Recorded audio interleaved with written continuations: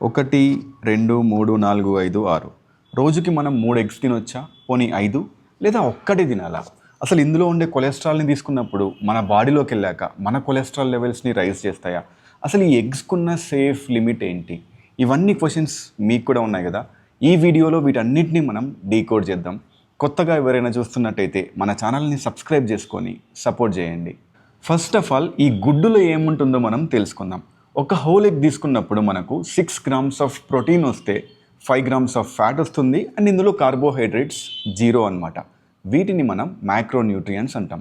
వీటితో పాటు ఇందులో వైటమిన్స్ అండ్ మినరల్స్ కూడా చాలా ఉంటాయి. వీటిని మనం మైక్రోన్యూట్రియంట్స్ అంటాం.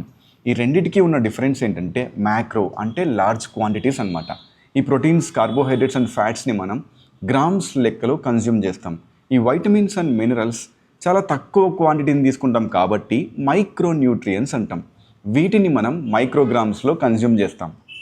చాలామంది ప్రోటీన్ కోసం ఎగ్స్ని ఎందుకు ప్రిఫర్ చేస్తారో తెలుసా? ఇందులో ఉండే క్వాలిటీ ఆఫ్ ప్రోటీన్ అంత హై లెవెల్లో ఉంటుంది కాబట్టి. ఎందుకంటే ఈ ప్రోటీన్లో 9 ఎసెన్షియల్ అమైనో యాసిడ్స్ అన్నీ ఉంటాయి అండ్ ఈ ప్రోటీన్ యొక్క బయో అవైలబిలిటీ కూడా 90%కి పైగా ఉంటుందన్నమాట. ఇవన్నీ ఉండడం వల్ల ఈ ఎగ్స్ని సూపర్ హౌస్ ఆఫ్ న్యూట్రియంట్స్ అని కూడా అంటారు. ఇప్పుడు అందరూ భయపడే ఎగ్లో ఉండే కొలెస్ట్రాల్ గురించి మనం మాట్లాడుకుందాం. జనరల్గా కొలెస్ట్రాల్ అన్నది బ్యాడ్ ఏం కాదు. కొలెస్ట్రాల్ వల్ల మన బాడీలో ఎన్నో బెనిఫిట్స్ ఉంటాయి.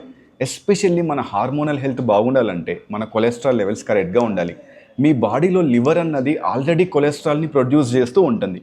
ఒకవేళ మీరు ఫుడ్ ద్వారా తక్కువ తీసుకుంటే మీ లివర్ అన్నది ఎక్కువ ప్రొడ్యూస్ చేసుకుంటుంది. ఒకవేళ ఎక్కువ తీసుకుంటే లివర్ అన్నది తక్కువ ప్రొడ్యూస్ చేస్తుంది అనమాట. ఒక ఎగ్లో 180 నుంచి 200 mg ఆఫ్ కొలెస్ట్రాల్ ఉంటుంది.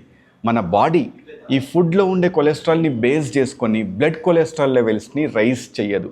అది చాలా తక్కువ మందిలో జరుగుతుందన్నమాట. వీళ్ళను కొలెస్ట్రాల్ హైపర్ రెస్పాండర్స్ అంటారు. వీళ్ళకేంటంటే ఫుడ్ ద్వారా వచ్చిన కొలెస్ట్రాల్ తీసుకున్నప్పుడు ఎక్కువగా మన బాడీలో కూడా కొలెస్ట్రాల్ లెవెల్స్ని రైజ్ చేస్తూ ఉంటుందన్నమాట. అలాంటి సిచ్యువేషన్లో మనం దీన్ని కొంచెం తక్కువ తీసుకోవాల్సి ఉంటుంది. ఒకవేళ మీకు LDL కొలెస్ట్రాల్ లెవెల్స్ ఎక్కువ ఉంటే లేదా మీ ఫ్యామిలీ హిస్టరీలో ఎవరికైనా కొలెస్ట్రాల్ లెవెల్స్ ఎక్కువ ఉంటే ఒకసారి డాక్టర్ని అడిగి ఎన్ని ఎగ్స్ కన్జ్యూమ్ చేయాలో తెలుసుకోండి.